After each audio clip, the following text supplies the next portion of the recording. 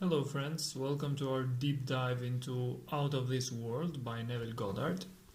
A short but powerful book that challenges how we think about time, reality, and the true creative power of the mind.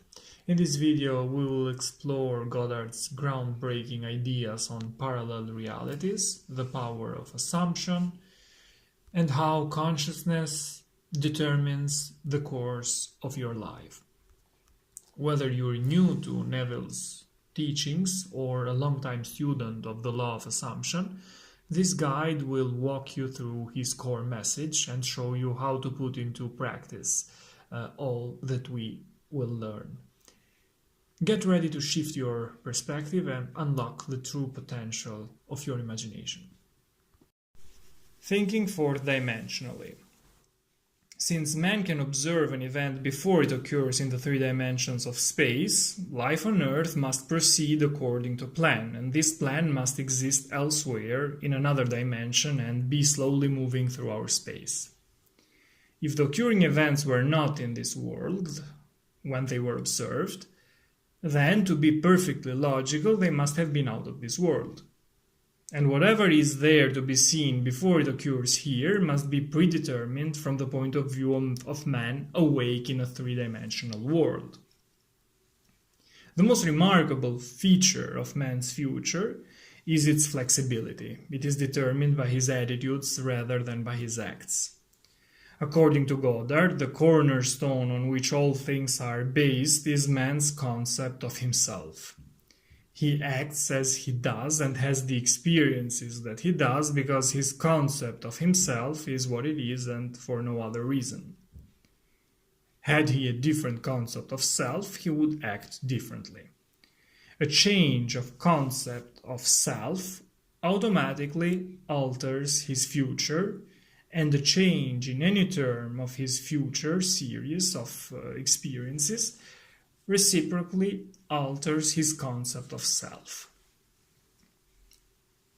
Man's assumptions, which he regards as insignificant, produce effects that are considerable. Therefore, man should revise his estimate of an assumption and recognize its creative power. All changes take place in consciousness. The future, although prepared in every detail in advance, has several outcomes. At every moment of our lives, we have before us the choice of which of several futures we will choose. There are two actual outlooks on the world possessed by everyone, a natural focus and a spiritual focus. The ancient teachers called the one the carnal mind, the other the mind of Christ. We may differentiate them as ordinary waking consciousness governed by our senses and a controlled imagination governed by desire. The natural view confines reality to the moment called now. To the natural view, the past and the future are purely imaginary. The spiritual view, on the other hand, sees the contents of time. It sees events as distinct and separated as objects in space, writes Goddard. The past and future are a present whole to the spiritual view. What is mental and subjective to the natural man is concrete and objective to the spiritual man. The habit of seeing only that which our senses permit renders us totally blind to what we otherwise could see. To cultivate the faculty of seeing the invisible, we should often deliberately disentangle our minds from the evidence of the senses and focus our attention on an invisible state, mentally feeling it and sensing it until it has all the distinctness of reality. The habit of withdrawing attention from the region of sensation and concentrating it on the invisible develops our spiritual outlook and enables us to penetrate beyond the world of sense and to see that which is invisible. Desire is the mainspring of action. We could not move a single finger unless we had a desire to move it. No matter what we do, we follow the desire which at the moment dominates our minds. When we break a habit, our desire to break it is greater than our desire to continue in the habit. The desires which impel us to action are those that hold our attention. A desire is but an awareness of something we lack or need to make our life more enjoyable. Desires always have some personal gain in view. The greater the anticipated gain, the more intense is the desire. There is no absolutely unselfish desire. Where there is nothing to gain, there is no desire and consequently no action. Man, by assuming the feeling of his wish fulfilled and then living and acting on this conviction, alters the future in harmony with his assumption. Assumptions awaken what they affirm. As soon as man assumes the feeling of his wish fulfilled, his fourth-dimensional self finds ways for the attainment of this end, discovers methods for its realization. Goddard writes, "I know of no clearer definition of the means by which we realize our desires than to experience in imagination what we would experience in the flesh were we to achieve our goal. This experience of the end wields the means. With its larger outlook, the fourth-dimensional self then constructs the means necessary to realize the accepted end. The undisciplined minds find it difficult to assume a state which is denied by the senses. Here is a technique that makes it easy to encounter events before they occur, to call things which are not seen as though they were. People have the habit of slighting the importance of simple things, but this simple formula for changing the future was discovered after years of searching and experimenting, and Goddard shares it with us. The first step in changing the future is desire, that is, define your objective, know definitely what you want. Secondly, construct an event which you believe you would encounter following the fulfillment of your desire, an event which implies fulfillment of your desire, something that will have the action of self-predominant. Thirdly, immobilize the physical body and induce a condition similar to sleep. Lie on a bed or relax in a chair and imagine that you are sleepy. Then, with your eyes closed and your attention focused on the action you intend, the action that you intend to experience, in imagination, of course, start to mentally feel yourself right into the proposed action, imagining all the while that you are actually performing the action here and now. You must always participate in the imaginary action, not merely stand back and look on, but you must feel that you are actually performing the action so that the imaginary sensation is real to you. The difference between feeling yourself in action here and now and visualizing yourself in action as though you were on a motion picture screen is the difference between success and failure. Feed the mind with premises, that is, assertions presumed to be true, because assumptions, though unreal to the senses, if persisted in until they have the feeling of reality, will harden into facts. To an assumption, all means which promote its realization are good. Assumptions are facts. To remove the veil of the senses, we do not employ great effort. The objective world vanishes by turning our attention away from it. We have only to concentrate on the state desired in order to mentally see it, but to give it reality so that it will become an objective fact, we must focus attention upon the invisible state until it has the feeling of reality. When through concentrated attention our desire appears to possess the distinctness and feeling of reality, we have given it the right to become a visible concrete fact. Define your ideal and concentrate your attention upon the idea of identifying yourself with your ideal. Assume the feeling of being it, the feeling that would be yours were you already the embodiment of your ideal. Then live and act upon this conviction. This assumption, though denied by the senses, if persisted in, will become fact. You will know when you have succeeded in fixing the desired state in consciousness by simply looking mentally at the people you know. In dialogues with yourself, you are less inhibited and more sincere than in actual conversations with others. Therefore, the opportunity for self-analysis arises when you are surprised by your mental conversations with others. If you see them as you formerly saw them, you have not changed your concept of self, for all changes of concepts of self result in a changed relationship to your world.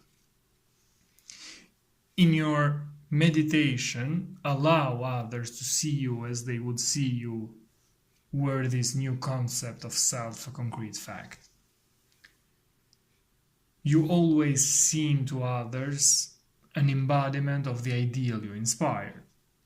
Therefore, in meditation, when you contemplate others, you must be seen by them mentally as you would be seen by them physically were your concept of self an objective fact. That is, in meditation, you imagine that they see you expressing that which you desire to be.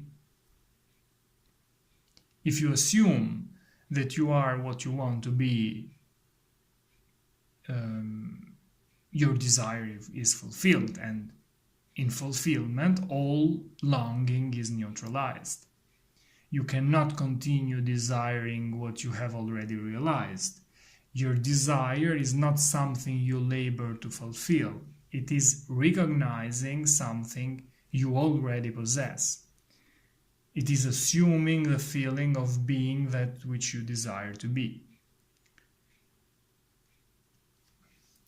Goddard writes, "Believing and being are one. The conceiver and his conception are one. Therefore, that which you conceive yourself to be can never be so far off as even to be near, for nearness implies separation. Being is the substance of things hoped for, the evidence of things not yet seen. If you assume that you are what you want to be, then you will see others as they are related to your assumption. If, however, it is the good of others that you desire, then, in meditation, you must represent them to yourself as already being that which you desire them to be."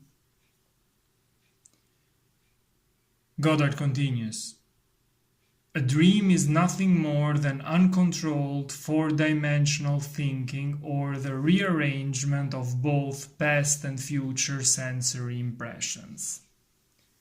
We can, in a controlled waking dream, consciously construct an event which we desire to experience in the three-dimensional world. The sensory impressions we use to construct our waking dream are present realities displaced in time or the four-dimensional world. All that we do in constructing the waking dream is to select from the vast array of sensory impressions those which, when they are properly arranged, imply that we have realized our desire.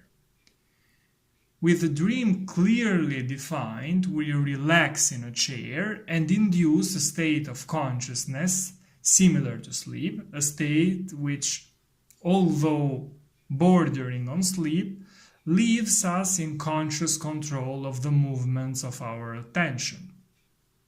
When we have achieved that state, we experience in imagination that we would experience the thing that we would experience in reality.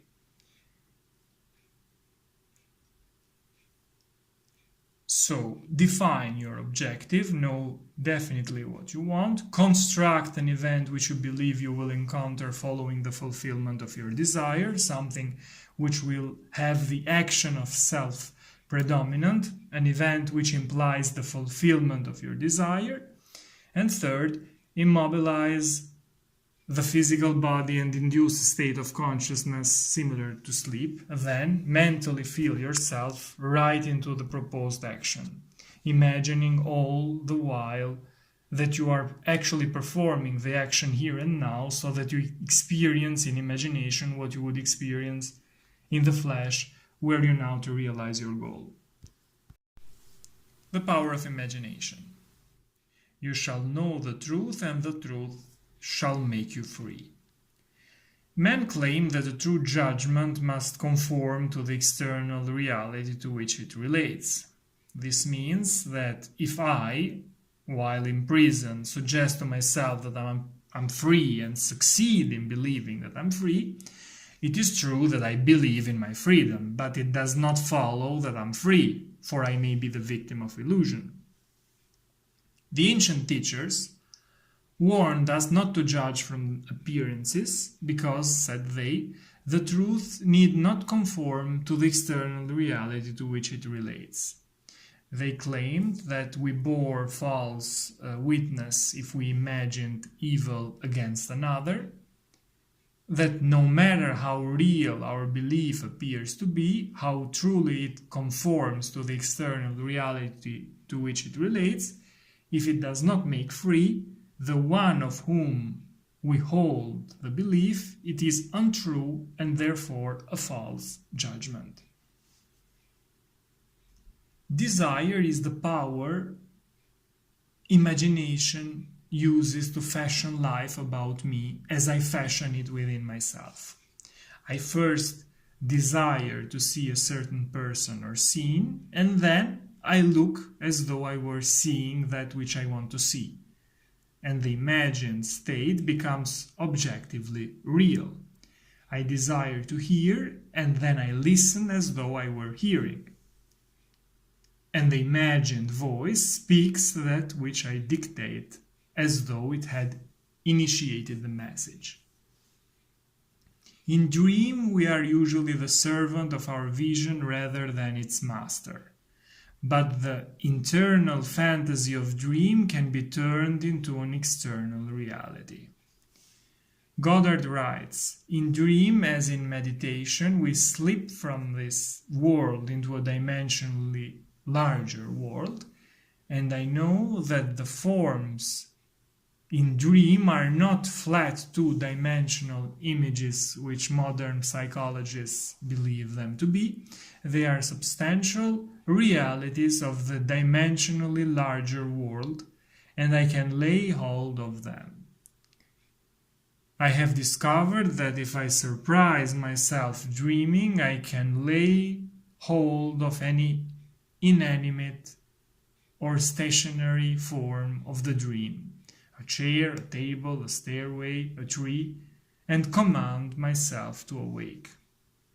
At the command to awake, while firmly holding on to the object of the dream, I'm pulled through myself with the distinct feeling of awaking from dream. I awaken in another sphere, holding the object of my dream, to find that I'm no longer the servant of my vision, but its master, for I'm fully conscious and in control of the movements of my attention. It is in this fully conscious state, when we are in control of the direction of thought, that we call things that are not seen as though they were.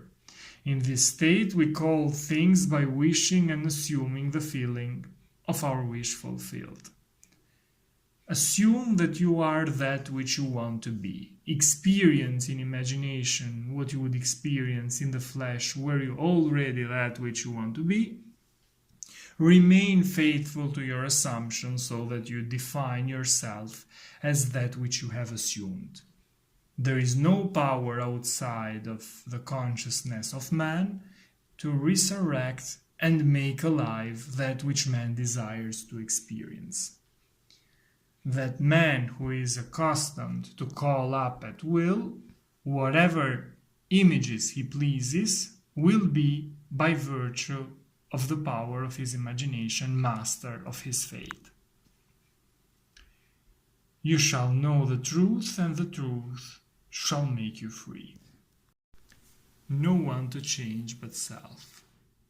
And for their sakes I sanctify myself, that they also might be sanctified through the truth. The ideal we serve and strive to attain could never be evolved from us were it not potentially involved in our nature.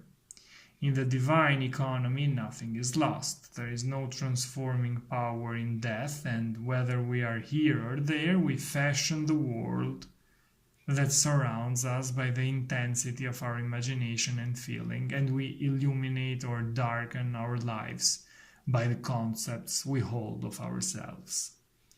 Nothing is more important to us than our conception of ourselves, and especially is this true of our concept of the dimensionally greater one within us. Those who help or hinder us, whether they know it or not, are the servants of that law which shapes outward circumstances in harmony with our inner nature. It is our conception of ourselves which frees or constrains us, though it may use material agencies to achieve its purpose. Because life molds the outer world to reflect the inner arrangement of our minds, there is no way of bringing about the outer perfection we seek other than by transformation of ourselves. No help comes from without. The hills to which we lift our eyes are those of an inner range. It is thus to our own consciousness that we must turn as to the only reality, the only foundation on which all phenomena can be explained. We can rely absolutely on the justice of this law to give us only that which is of the nature of ourselves.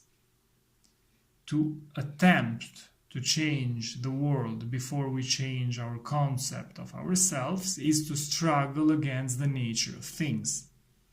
There can be no outer change until there is first an inner change, as within, so without. Goddard writes, "I'm not advocating philosophical indifference when I suggest that we should imagine ourselves as already that which we want to be, living in a mental atmosphere of greatness, rather than using physical means and arguments to bring about the desired change. The circumstances of my life are too closely related to my conception of myself not to have been formed by my own spirit from some dimensionally larger storehouse of my being. If there is pain to me in these happenings, I should look within myself for the cause, for I'm moved here and there and made to live in a world in harmony with my concept of myself." Intense meditation brings about a union with the state contemplated, and during this union we see visions, have experiences, and behave in keeping with our change of consciousness. This shows us that the transformation of consciousness will result in a change of environment and behavior. If we would become as emotionally aroused over our ideals as we become over our dislikes, we would ascend to the plane of our ideal as easily as we now descend to the level of our hates. Love and hate have a magical transforming power, and we grow through their exercise into the likeness of what we contemplate. By intensity of hatred, we create in ourselves the character we imagine in our enemies. There is nothing to change but our concept of self. As soon as we succeed in transforming self, our world will dissolve and reshape itself in harmony with that which our change affirms. These were my notes regarding All of This World, a short but powerful book that challenges how we think about time, reality, and the true creative power of the mind. Thanks for watching, see you in the next videos. Take care.